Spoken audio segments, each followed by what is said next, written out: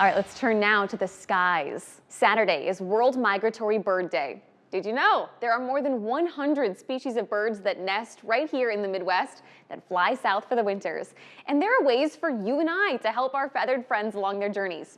It's why Anna Buckardt Thomas, avian ecologist with the Iowa DNR, is joining us right now. All right, Anna, is right now kind of the peak of migration season for our local birds? Yeah, right now we're seeing lots of birds moving through the state, coming back to breed or continuing northward as they continue on to their breeding ranges. But migration spans somewhere from kind of late March into June, but right now is really the peak of the volume. Well, I think something that's so interesting is that we can track these migrating birds through weather radar. I mean, what are the numbers that you're seeing right now? This week has been a really hot week for migration. So on Tuesday night, we had 34 million birds approximately fly over the state of Iowa. Last night was about 12 million.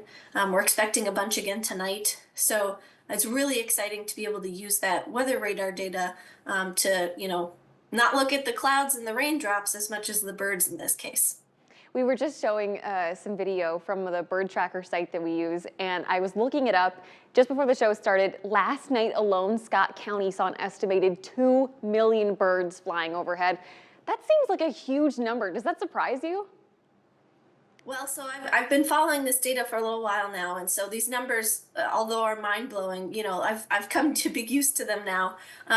Over the course of the full migration period, Iowa sees nearly 1 billion birds every spring and fall. Wow. So what kind of migrating birds can we see around this area? Well, right now, we're expecting to see lots of songbirds coming back. So things like our ruby-throated hummingbirds are returning, our indigo buntings, Baltimore orioles, and we're also at the kind of peak of warbler migration. And those are really small, very colorful songbirds with really beautiful voices.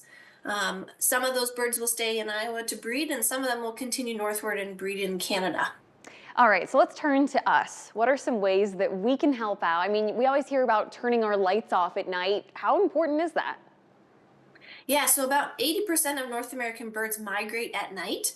And we know from research that lights actually can disorient birds, making them kind of shift their migration patterns or end up in a spot that's not safe for them, like in a city, for example. And so what we can do is reduce the light that we're putting out at night, which helps them migrate more safely and helps them avoid some of those hazards like buildings, for example. So we encourage people to turn off their lights from 11 p.m. to 6 a.m., particularly in the first few weeks of May when we're seeing the bulk of that migration. What about other things that we can do? What about planting? Can we plant certain plants?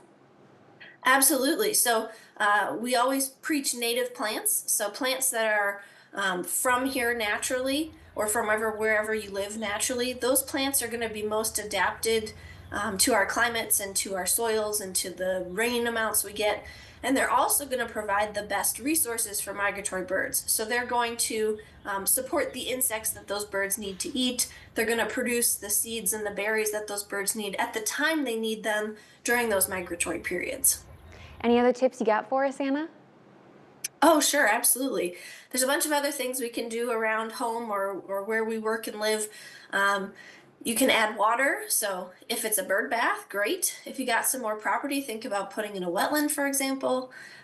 You can reduce hazards to birds, things like using fewer pesticides and chemicals that might impact the birds or might impact their prey source, like insects.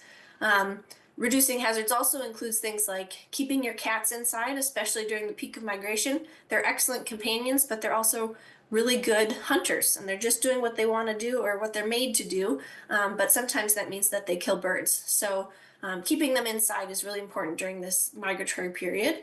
And then another big risk to birds is actually windows. Birds can't see that windows are a barrier. They just see the reflection of the sky or the trees, and they think it's habitat. And so birds are at risk of running into those windows, and about 50% of collisions end in the death of the bird.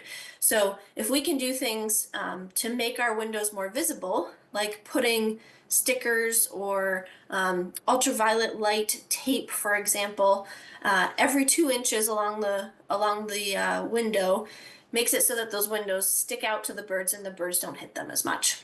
Lots of great tips. Anna, thank you so much for your time today. Happy World Migratory Bird Day on Saturday. Thank you, and to you too. And for you guys at home, we got all this information and a link to the online bird tracker map up at WQAD.com. Just click on the As Seen on TV tab.